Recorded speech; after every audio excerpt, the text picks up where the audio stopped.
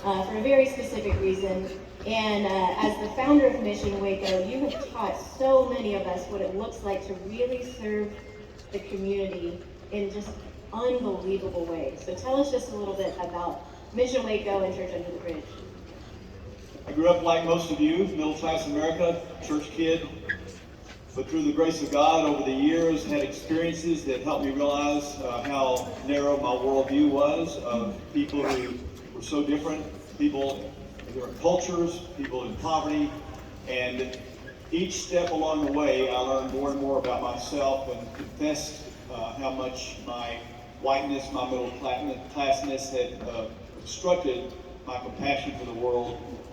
We ended up taking a trip around the world, and my wife and I and our 1-year-old spent about 5 or 6 months around the world. Ended up in Calcutta working with Mother Teresa as a volunteer, and at the end of that trip, our hearts were broken. We'd seen some of the 15,000 kids that die each day around our world, and the word compassion, I found out, wasn't feeling sorry for those people. It was entering the pain, the biblical word, to enter the pain. And so having been in the middle of that world, we came back to Waco and decided we could not go back to middle class America. We weren't judging people because of their choices, but for us, having seen the brokenness of our world and our own community, we moved into a poor neighborhood.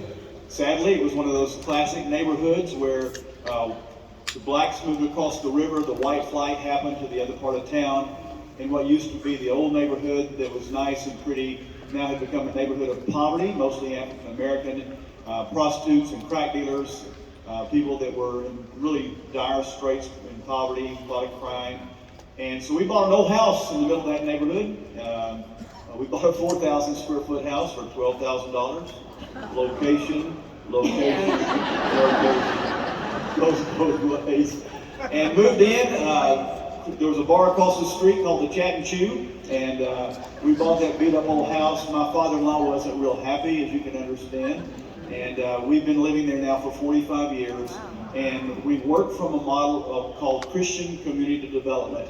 And out of that, today there are 90 staff serving with dignity the poor. We empower the poor. We don't go fix the poor. We understand principles of listening and being neighbors, not let's go help those poor people mindset, which so many of us still work from. Wow.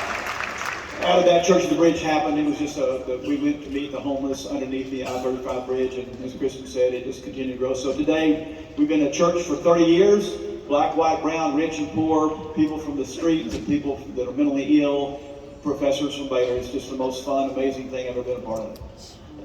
Yeah.